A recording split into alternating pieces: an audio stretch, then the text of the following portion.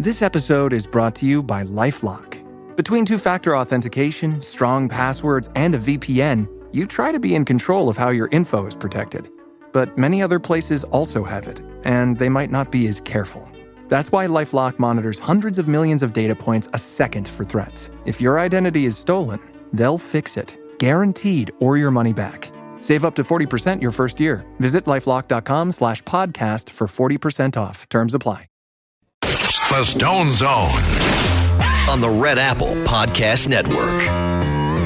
And we're back in the Stone Zone. Joining me now is Patrick Girondi. Now, if you met Patrick Girondi, you would not know that he's a biomedical company executive who has spent a life trying to find the cures and treatments for rare diseases. You might think that he was a very hip jazz musician or a A-list celebrity, but Pat Girondi is a respected, well-known leader in the field of rare diseases. He's traveled all over the world counseling medical centers on the strategies to be most effective when it comes to rare diseases.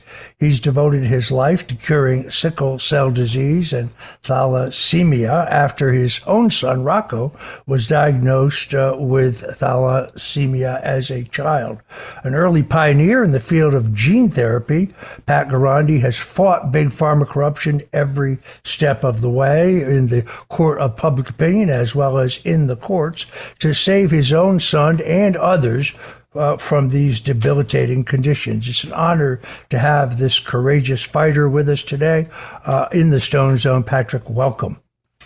Oh, thank you very much. I appreciate it. So let's kind of start from the beginning. Explain to folks exactly what gene therapy is. Sure. So once you identify the therapy that creates a genetic disease, once you know what that gene is, then there's a possibility of delivering that gene to enough stem cells in a patient's body to where the patient defeats the disease or is no longer symptomatic. And you can do that either by changing the gene, which is called gene replacement, which is what we do, or you can edit the gene, which is what CRISPR does. So your company, San Rocco Therapeutics, developed a superior gene therapy for the treatment of sickle cell disease. You would think that this would be greeted as great news, but instead it landed you in court and in the front pages of the New York Times. So tell us what happened. Sure. So my son was diagnosed with thalassemia, which is a cousin disease of sickle cell disease. That both of them are created by a defective beta globin gene. And I was told that my son wouldn't make it to be a teenager. I was a trader at that time, and Oprah Winfrey show. I was an American success story, very fortunate. And I dropped everything and decided that I needed to cure the disease. In 2010, my company delivered to the world the first commercial batch of gene therapy. And up until then, it cost about $1 million per patient to produce it, and it took about 18 months' time.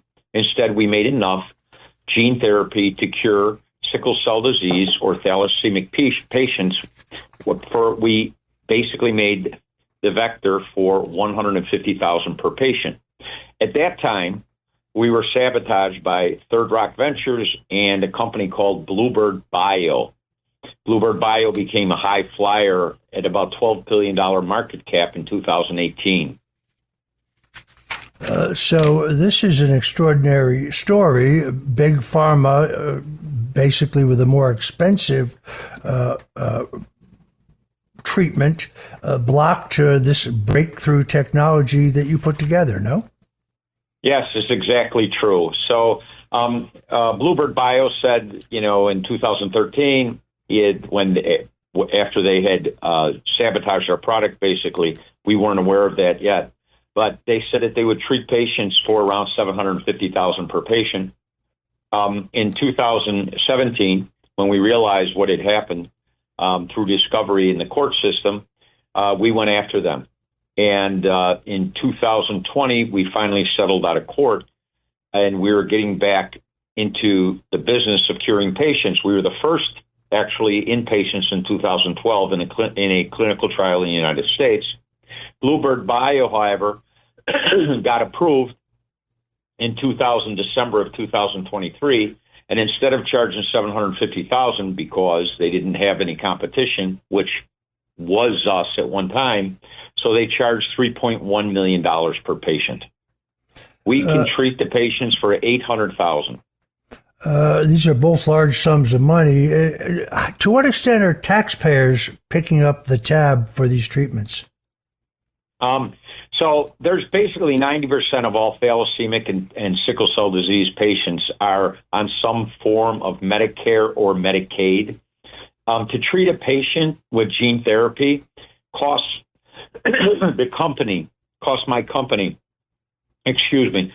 my company somewhere around $500,000 just for hospital costs and for the creation of the product. So after you add overhead for the company, et cetera, like I said, I promised Bobby Kennedy that we'd keep the price under $1 million per patient for the next 10 years.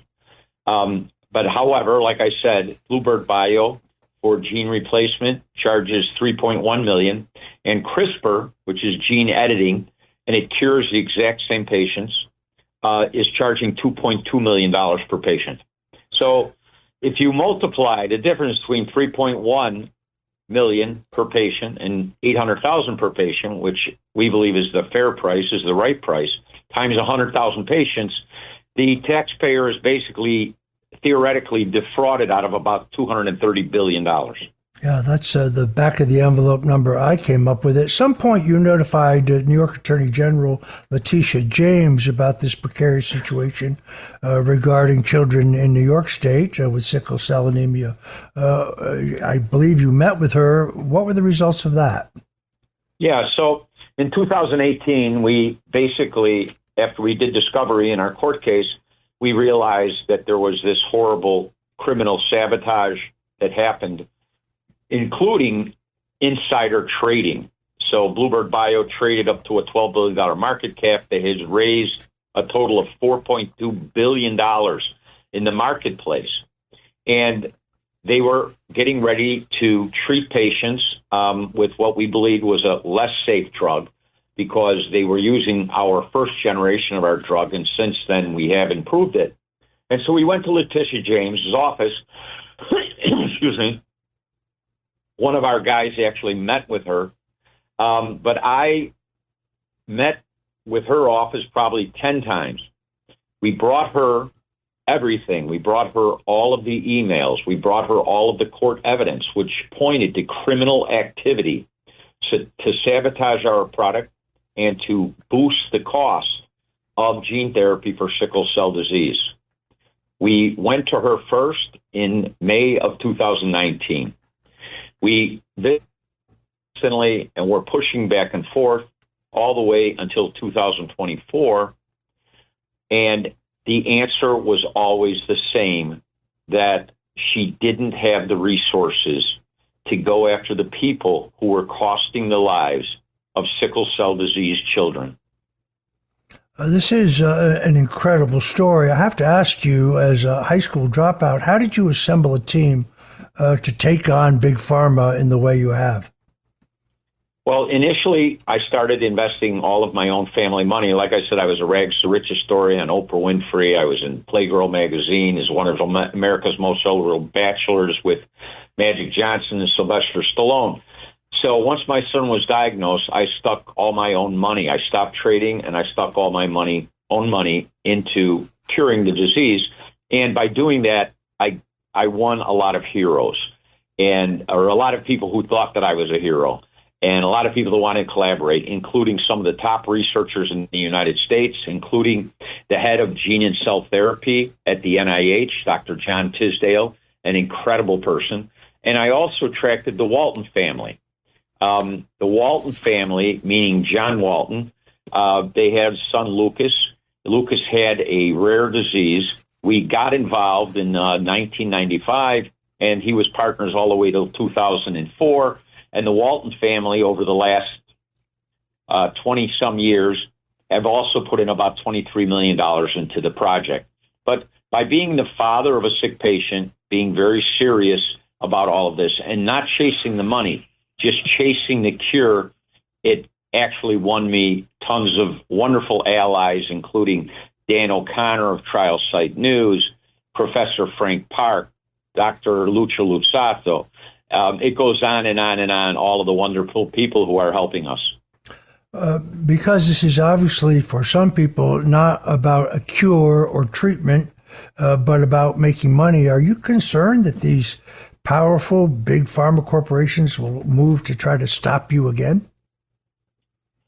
That's always a possibility and always a concern. We know how these huge, multinational corporations work. For them to knock somebody off is not a big deal. Somebody dies of a heart attack or gets hit by a car and something like that. However, I've met President Trump. I've met Vice President Vance. I'm very close to Robert Kennedy and him, Senator Tim Scott from North Carolina, have all pledged to make a gene therapy for sickle cell disease and thalassemia, my own son's disease, accessible. So at this time, if they decide to do something against me, I think they'd have a lot of they'd have to think about a real lot before they would do something. But of course, it's always a concern. Well, we obviously not only pray for your safety, but we pray for anybody who's afflicted with these horrific diseases. I really think Robert F. Kennedy Jr. is one of the standout appointees by President Trump. I knew him casually before he himself ran for president, had a high regard for him then. What impresses me most about him is when you watch him prior to his appointment, even prior to his candidacy, running first as a Democrat, then as an independent, and ultimately putting his own personal ambitions aside to endorse President Donald Trump, forming a powerful new political realignment, because I think millions of common sense minded Democrats and independents followed him in the last election. But what impresses me the most about him is that in any format, whether in a panel or whether questioned about his beliefs, he never makes any statement that he can't back up with solid research from a credible source, whether it's a trial or whether it is a study. And that, to me, earned my respect. I also think it was disgusting the way that big media tried to just erase him, just to try to censor him entirely. So even when he did get on, say, CNN or one of the three networks, they would severely edit his interviews, never allowing him to fully and completely express himself. It was a news blackout that this administration opposes. I think one of the three pillars of this new coalition is free speech. And the fact that he's changed the vaccination advisory board makeup, the fact that he is outlawing certain toxic additives, dyes, and other chemicals in our food, things that have already happened long ago in Europe that will now happen now, shows me that his commitment to make America healthy again is very serious, very much on target. I notice that he is relentless in his efforts. I admire him tremendously. I don't know him as well as you do, Pat, but I think he's among the president's very, very best appointees. Folks, if you're just tuning in, this is the Stone Zone. I'm Roger Stone, and we're talking to Patrick Girondi, one of the most respected leaders in the field of rare diseases, a man who's fighting Big Pharma to bring a less expensive treatment for those with sickle cell disease. Don't go away, because we'll be right back to talk about this David and Goliath struggle and how Pat Girondi has given everything he has for his own son and for others afflicted with this horrific disease. You're in the Stone Zone. I'm Roger Stone. Whatever you do, please don't touch that dial. The Stone Zone on the Red Apple Podcast Network. The Stone Zone on the Red Apple Podcast Network. And we're back in the Stone Zone. We're talking to Patrick Girondi. He is one of the most respected and well-known leaders in the field of rare diseases. He has put his entire fortune and future into the fight against big pharma corruption and an effort to find a less expensive and more effective treatment for sickle cell disease. He was motivated by the illness of his own son. If your son Rocco could join us now, Patrick, what would he say? Well, Rocco has thalassemia, but he's never been a thalassemic patient. He's always been a boy and then a man with thalassemia. I think he's kind of tired of waiting because since 2010, I've been saying, son, you're going to be cured next year. You're going to be cured next year. And these criminals, I don't know what else to call them, have actually cost years of my son's life and the lives and years of many children with sickle cell disease and people with thalassemia and sickle cell disease. But Rocco is a fighter, and he just says, Dad, just keep it up. Just keep it up. I'll hold on. You just keep it up. It is a riveting and I think highly motivational story. You can read about the famous San Rocco Therapeutics Bluebird Bio Memorial Sloan Kettering court case. It was very well covered in the New York Times. I also want to thank you, Patrick, for that audio clip that you sent me. Very, very cool. What is next for your company? What happens next? Yeah, so we have now produced enough vector for 60 patients. We are amending the clinical trial IND. Like I said, we were the first, ours was the first vector in patients in the world in 2012. And then it was sabotaged by Bluebird Bio and Third Rock Ventures. But we now are going to start recruiting patients. The product is 30% more efficient than the approved Bluebird product, which is called Zynteglo. It's much more patient-friendly than the CRISPR product, which is called Casgevy. And we're working with Bobby Kennedy. He's hired, like you said, some incredible people. His chief of staff, Stephanie Spear, Prasad, Macari, Bhattacharya. They're all incredible people. And we're working basically with all of them. We made the promise, and Bobby made the promise, and Senator Tim Scott made the promise. President Trump knows about it and is committed, as well as Vice President Vance, that we're going to, in President Trump's administration, bring forward an accessible gene therapy for sickle cell disease and thalassemia. And we're right on target to do that. We should be treating patients again, the latest by the beginning of 2026. All right, well, it is an inspiring story of one man's struggle against big pharma. And of course, our greatest interest is in the children, praying for the children afflicted with this horrific disease. Patrick, thank you for bringing your story here into the Stone Zone for this inspiring discussion. God bless you, my friend, and good luck in your struggle to bring a more affordable treatment to the American people. And I share your high regard for Robert Kennedy and his mission to make all Americans healthy again. Pat, thanks for joining us.